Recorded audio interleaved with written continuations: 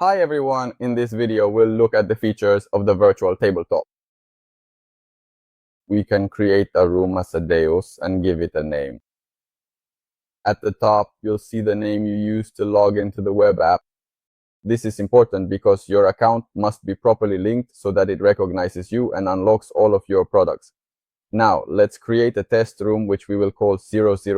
After you do this, it will give you a code that you can share with your players. Let's enter the virtual tabletop. Now my virtual tabletop now has a custom skin applied, so it looks a bit different visually, but the features are the same. If you didn't copy the code in time, don't worry, you can retrieve it using the icons above. So between the Deus and player sides, this screen can actually change, as the narrator in particular has more options than the players to help avoid conflicts during the virtual tabletop session. For now, let's just look at the current features. Remember that all of this is still in beta and that it will be developed thanks to your feedback as well. The first icon is for assigning damage and the second is to start and end a combat. So these will be for the game at the combat level. This little icon with this character is to activate solo play mode. This one is to activate streaming mode for those who create online content.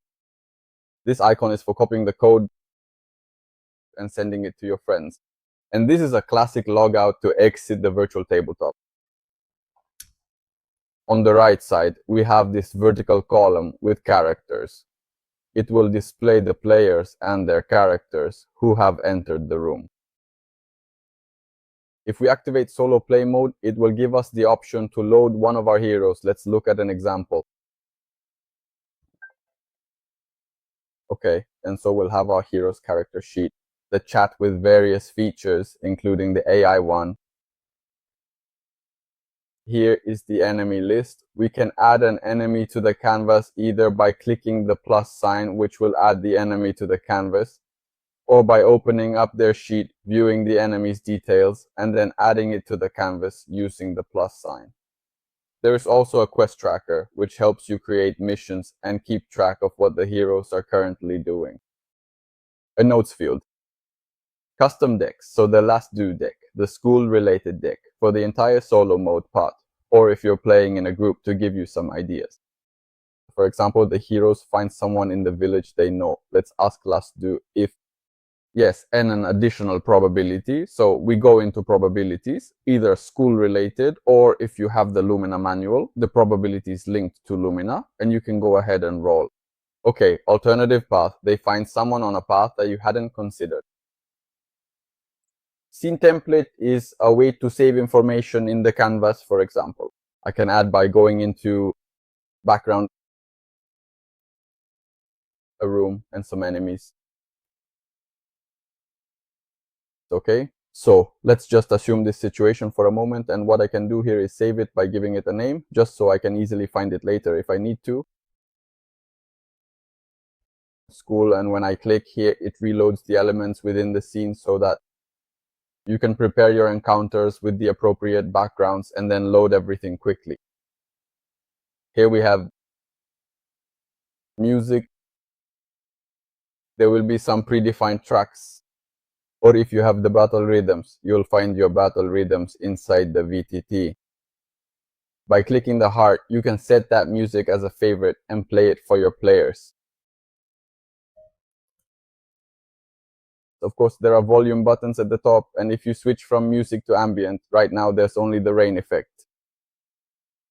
Gradually, we will upload new tracks.